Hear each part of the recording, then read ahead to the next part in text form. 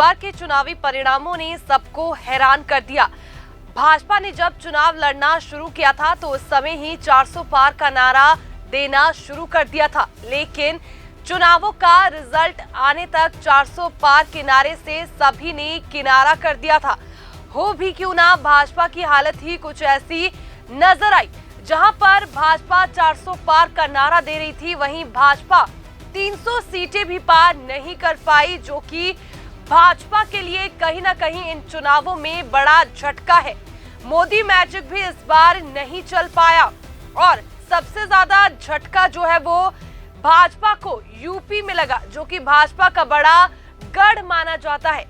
इस तरह के नतीजे जो है सामने आए हैं तो कहीं ना कहीं भाजपा को जो है वो आत्ममंथन करने की आवश्यकता है। हालांकि एग्जिट पोल भी भाजपा को 400 पार की सीटें दिखा रहे थे, लेकिन जब नतीजे आए तो एग्जिट पोल के उलट ही आए। एनडीए गठबंधन ने 292 सीटें जीती है। हालांकि बीजेपी अकेले बहुमत 272 के आंकड़े को नहीं छू पाई और उसे 240 सीटों पर ही संतोष करना पड़ा। ये जनता का फैसला है जो भाजपा के पक्ष में आया है। हालांकि भाजपा के लिए ये नतीजे ठीक नहीं है। पिछले चुनावों की तरह इस बार मोदी मैजिक नहीं चल पाया। इस बार भाजपा के खिलाफ मतदाताओं की नाराजगी का अंदाजा इस बात से लगाया जा सकता है कि भाजपा के लिए सबसे चौंकाने वाली हार अयोध्या की रही, जहां उसके 2 बार के सांसद लल्लू सिंह को समाजवादी पार्टी के अवधेश प्रसाद ने हरा दिया। भाजपा के हार के कई फैक्टर्स सामने आए हैं। पिछले 2 महीनों में बीजेपी और एनडीए में उसके सहयोगी दलों का चुनाव प्रचार देखें तो एक बात साफ तौर पर नजर आती है कि इन्होंने केवल प्रधानमंत्री नरेंद्र मोदी के चेहरे पर चुनाव लड़ा। चुनावी रैलियों और सभाओं में पार्टी के छोटे बड़े सभी नेता स्थानीय मुद्दों से बचते हुए नजर आए। पूरा प्रचार केवल और केवल पीएम मोदी के करिश्मे पर टिका था। बीजेपी के प्रत्याशी और कार्यकर्ता भी जनता से कनेक्ट नहीं हो पाए, जिसका खामियाजा पार्टी को भुगतना पड़ा।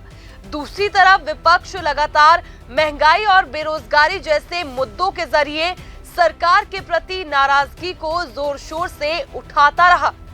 दरअसल भाजपा की कमजोर हालत के पीछे संविधान और आरक्षण को लेकर विपक्षी इंडिया गठबंधन का सघन चुनाव अभियान और जातीय समीकरणों को ध्यान में रखते हुए चक्रव्यूह रचना रहा है, जहां इस बार इंडिया गठबंधन ने बड़ी तादाद में गैर यादव पिछड़ों को टिकट देकर भाजपा के समीकरण को बिगाड़ा, तो बहुत कम तादाद में मुसलमानों को मैदान में उतारकर ध्रुवीकरण नहीं होने दिया।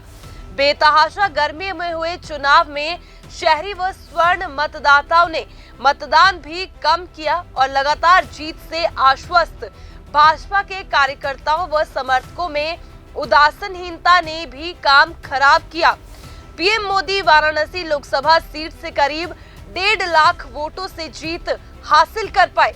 वहीं वायनाड लोकसभा सीट से राहुल गांधी ने 3,64,422 वोटों से जीत दर्ज की है, जो कि एक बड़ा अंतर है।